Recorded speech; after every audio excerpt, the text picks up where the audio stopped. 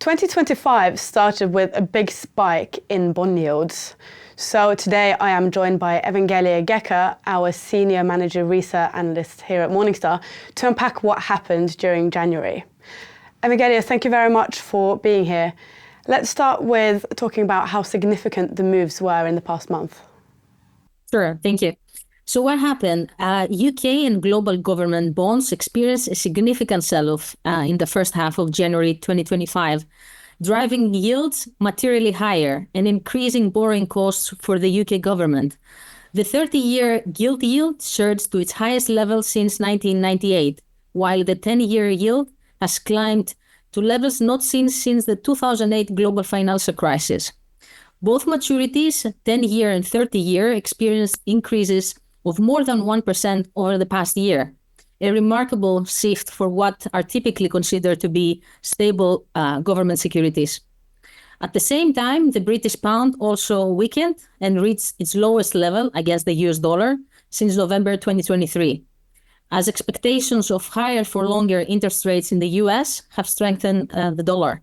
So gilt yield levels peaked on 15th of January, but subsequently normalized, essentially following the decline in yields in the US due to the lower than expected inflation figures that affected yields across the globe. So what were the drivers behind this peak that happened on the 15th? So the recent spike in government bond yields can be explained by both international and domestic factors. On the international front, US markets have played a significant role. US government bond yields have surged since the Fed cut rates by 50 basis points in September 2024. 10 and 30-year US yields climbed by approximately 1%. This was in response to the Fed signaling in December that the pace of interest rate reductions in 2025 is expected to slow down because of inflationary pressures. Now, on the domestic side, several structural issues have amplified pressures on UK government bonds.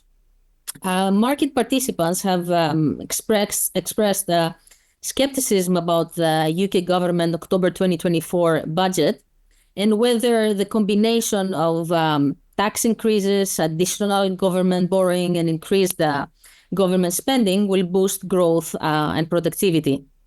Inflation concerns have further complicated the outlook. Wage and service inflation remains sticky, and utility bills are expected to rise. Other challenges include the UK's substantial government debt burden, the widening fiscal deficit, and increasing borrowing costs, all against a backdrop of stagnating UK economic growth.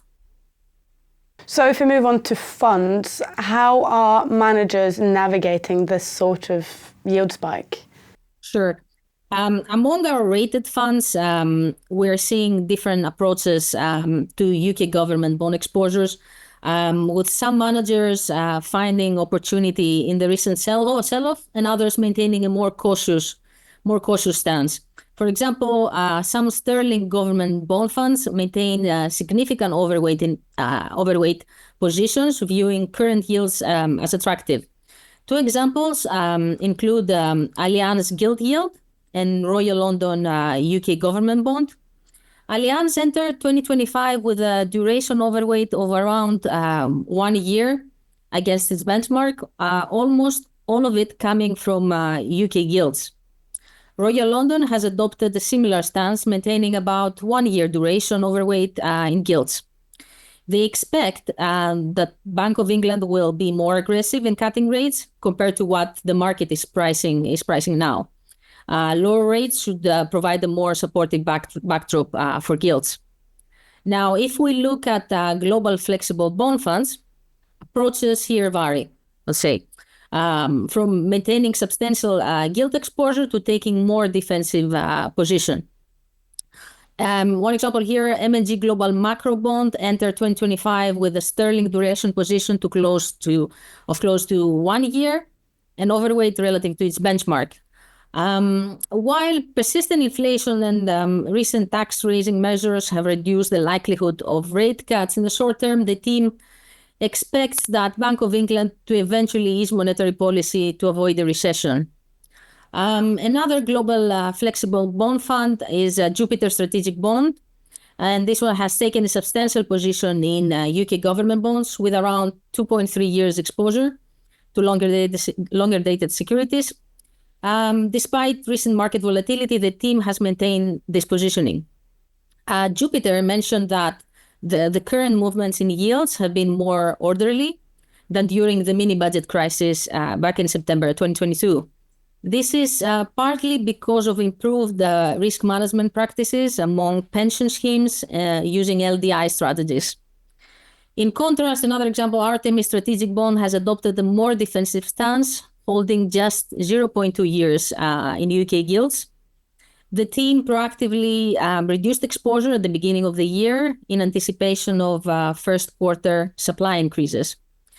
They expect increased government spending to move gilt yields higher as funding and servicing requirements grow.